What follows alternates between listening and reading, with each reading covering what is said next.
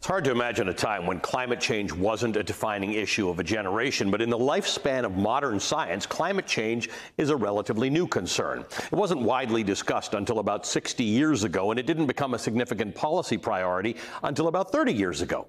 Prior to the 1980s, discussion about climate science was confined to the pages of scientific journals and within the walls of conference rooms full of experts. And even then, the right people weren't having the right discussions with each other.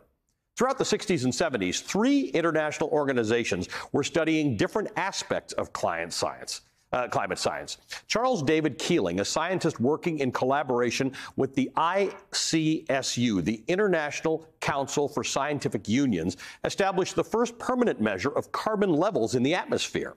In 1967, the World Meteorological Organization, the WMO, joined the ICSU in launching a program to further study the behavior of the atmosphere and to improve weather forecasting models. And in the early 1970s, the United Nations Environment Program was established to monitor the state of the environment and to inform policymaking with science.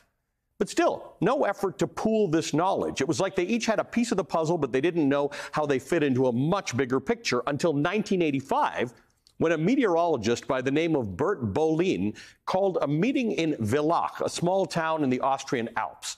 Scientists from ICSU, WMO, and UNEP were finally under one roof. Physicists, chemists, oceanographers, meteorologists from around the world began to synthesize their respective knowledge, and the puzzle started to take shape.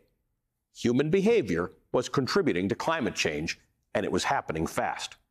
Dr. Jill Yager, an environmental scientist who attended the Villach meeting, said, quote, "All of a sudden we were seeing a problem that people had thought was going to be 100 years away coming within the next generation." Those scientists needed little convincing that something monumental was on the horizon. The hard part would be convincing the rest of the world.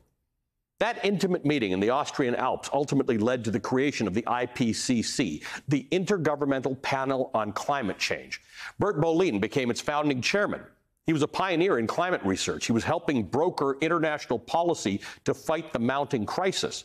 Today, the IPCC is one of the leading international bodies that assesses the human-induced damage that's been done to the Earth. Since its creation in 1988, the IPCC has delivered 6 assessment reports, the most comprehensive scientific reports about climate change produced worldwide. And its 6th report was released last month. The message is this: it's now or never. The chance to secure a livable future for everyone on Earth is slipping away fast. The panel found that a key aim of the landmark Paris Climate Agreement to limit global warming to 1.5 degrees Celsius above pre-industrial levels may now be out of reach. The consequences of global inaction up until this point cannot be ignored. Extreme weather, intensifying heat waves, deadlier wildfires, millions of homes destroyed in floods and hurricanes, millions of people facing hunger and irreversible loss to vital ecosystems. It appears messaging is still an issue when it comes to making people care about the climate crisis. Bert Bolin and that initial group of scientists in Villach had to convince the world to listen, and many are still tuning out the warnings. In the 3 weeks since this dire IPCC report was released, here are some other headlines that you probably missed about the climate.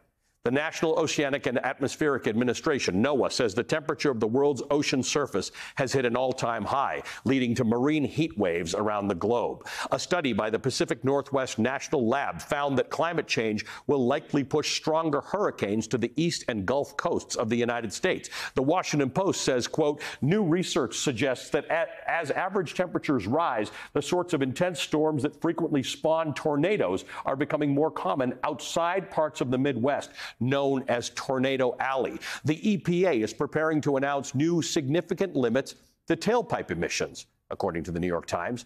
That would amount to America's most aggressive climate regulations to date. Now, that last one is a positive sign, but unfortunately, aggressive climate regulations are few and far between. The window is rapidly closing. The world must act now before it's too late.